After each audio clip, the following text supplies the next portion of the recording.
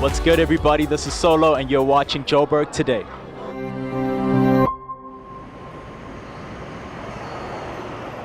If you want to save money and still look fashionable, you can get your old sneakers customized with Black Faff, or you can get them cleaned and looking brand new with Offbeat sneaker services. Customization of sneakers is a pretty big deal. With social media, it has made the community smaller. We have a lot of access to people who are doing more of what we've been doing for a while. And what we do see is there is a demand, not just from us, but from other artists. Because when you're online, when you're on Facebook, Instagram, Twitter, you're able to see other artists who are doing what we're doing or something similar, and on a consistent basis, which tells us that the market is much bigger than when we first started out. It's popular amongst young and old, simply because people don't like to conform. You know, people want to be different, they want to be unique.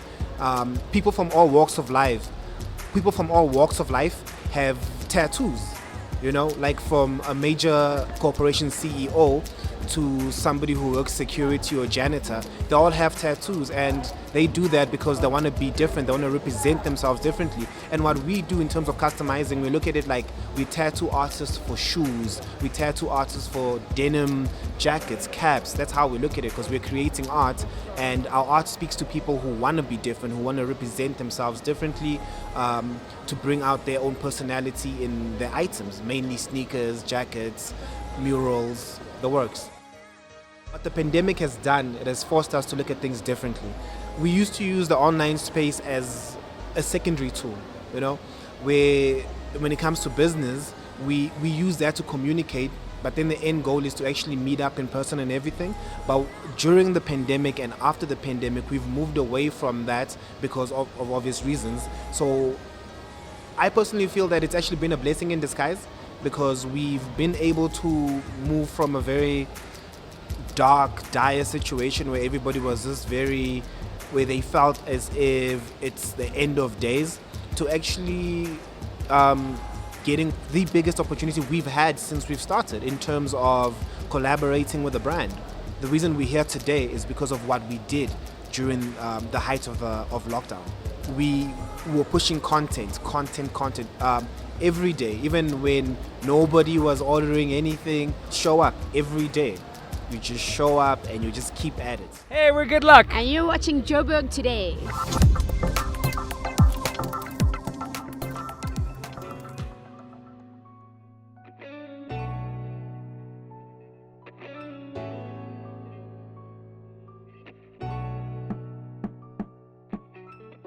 What's up, everybody? My name is Sibangani Ncube, and I'm the founder of Offbeat Sneaker Services.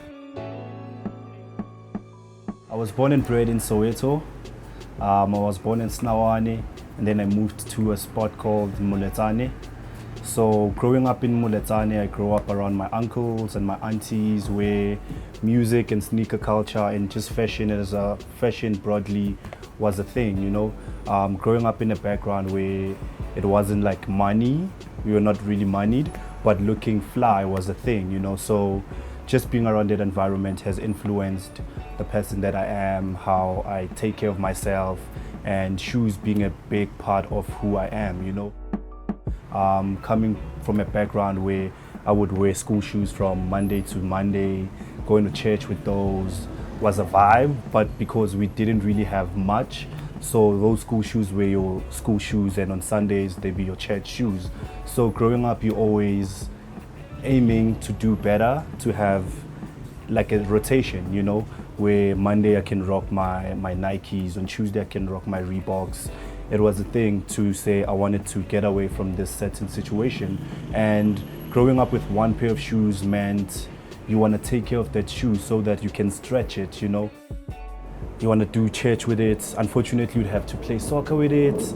Sometimes you have to play maybe barefoot because you're not supposed to play soccer with your school shoes, but somehow you wanted to make it stretch. So taking good care of your shoe has always been a thing, you know.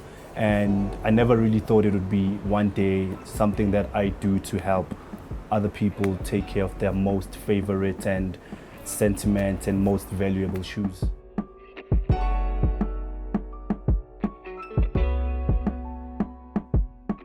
in Soweto, sneaker cleaning has always been around, but how it was done, it was really informal, where you'd have people at their houses just having handwritten boards like Teki Wash. And I just felt, because at the time I was working in advertising and I was really learning about branding and making things look nice. And honestly, some brands sell food. At Lokshini, we sell amakota. We would just write kota, 5 rand, handwritten. But McDonald's would come through with a really dope short bagger, with the Coke, with the sweating Coke, you know. So those are the type of things that I wanted to do. I wanted to create posters with like really dope sneakers because that would really communicate well with the sneaker market. But I wanted to take that communication tool and give it to as an experience to my neighborhood sneaker homies who may not even think they're sneaker homies because they even people in the township collect sneakers, but it's not because they're part of the sneaker culture. They're not like sneaker snobs. They just really love to look good and just collecting stuff.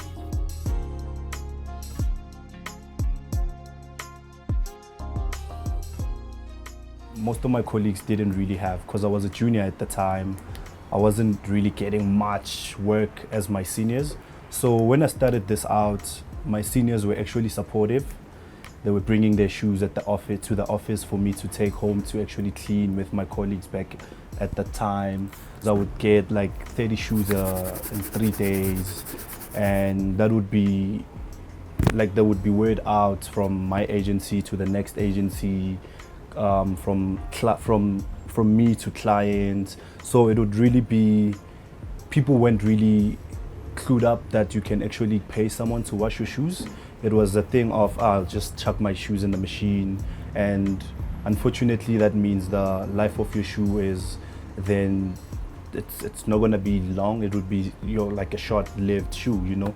So with a service like ours, I've serviced shoes for like over 3 years from some of our customers, and their shoes still look brand new every time we work on them because of the technique. I'm actually having so much fun, having to interact with the people and also cleaning my favorite pair of sneakers, and being able to be like, oh, I actually want one of those. I used to see him doing it next door, and then he came up to me like, dude, I kind of need your help. Are you game? I'm like, dude, working with my favorite sneakers. Of course I want to work for you. So that's how I became a sneaker technician. Being where we are now, it's because the reception has really been fantastic and positive from like client side of things.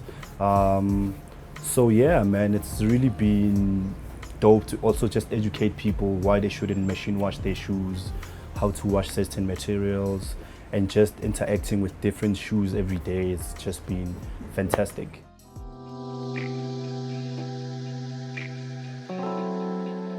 Some of my highlights within the sneaker cleaning career would be working with different brands, brands that I've actually aspired to actually work with, brands like Kiwi.